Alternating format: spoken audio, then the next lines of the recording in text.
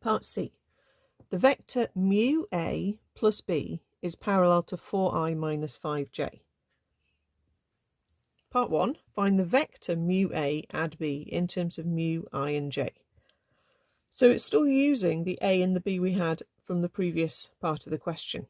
Okay, mu is just a multiple. They've just used an awkward Greek symbol. Okay, it's just a multiple of it. Okay, but we don't know what multiple of a we're using yet. So let's write this down. So mu times 2i minus j plus I minus 3j.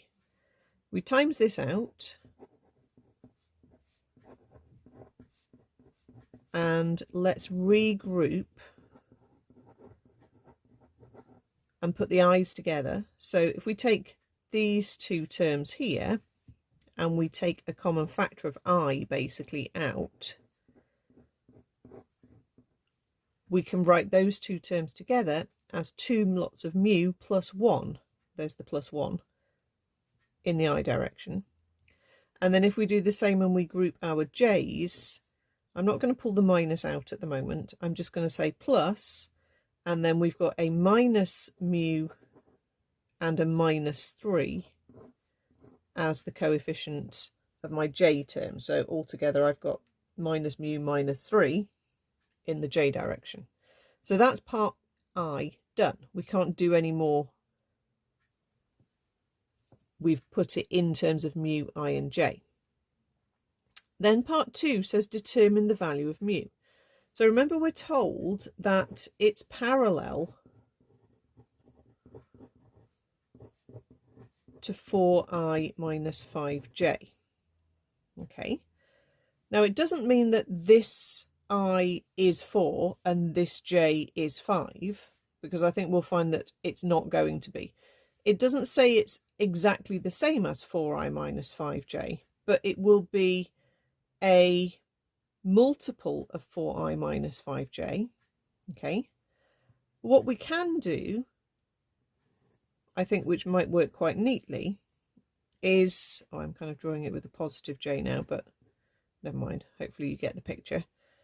If we've got a 4 and a 5 for the I and the j, or minus 5 really, then they are going to be in the same proportion as the 2 mu plus 1 and the minus mu minus 3. But we're not saying these are equal. Okay, so let's express this as like a fraction. Okay, if we put the j divided by the I, like we were working out tan theta, we would say tan theta is minus 5 over 4, but we could also say it's minus mu minus 3 over 2 mu plus 1. Or we can think of these as like ratios or similar triangles. There's lots of different ways you can think about it. But if we do this, we can then do a cross multiplication and solve this to find mu. So if I bring the 2 mu up there and I bring the 4 up onto the top of the right, multiply it out,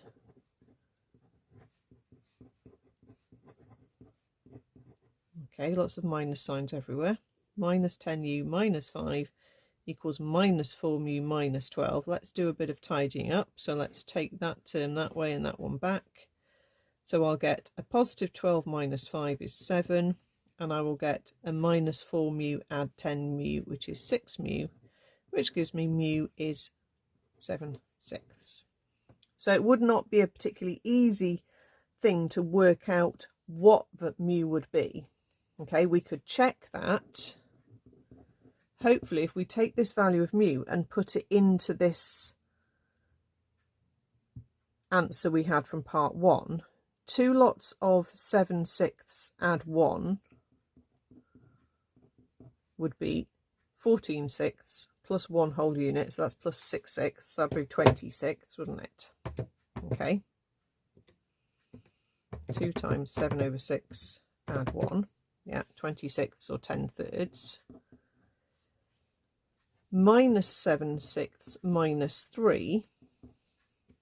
Minus 7 over 6 take away 3 is minus 25/6. So that was 20/6, and that was minus 25/6.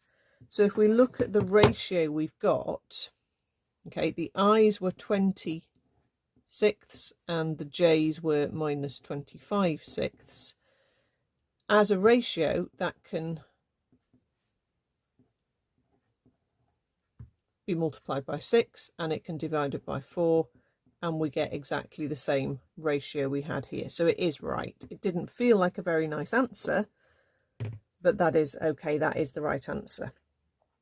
I mean, would there be any other way you could do it? Yeah, possibly.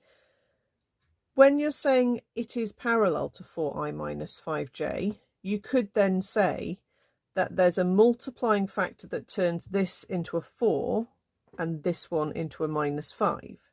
Okay, so I suppose you could say, if you wanted, bring in another letter for a multiplying factor. Let's call it, I don't know, C. All right, so we could say that 2 mu add 1 times C was 4. And we could say that minus mu minus 3 times C was negative 5.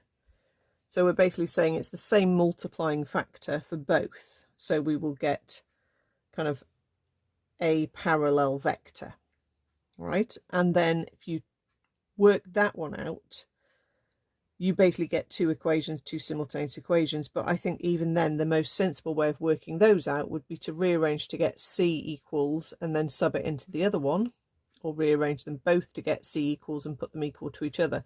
And you're just going to end up kind of at this point anyway.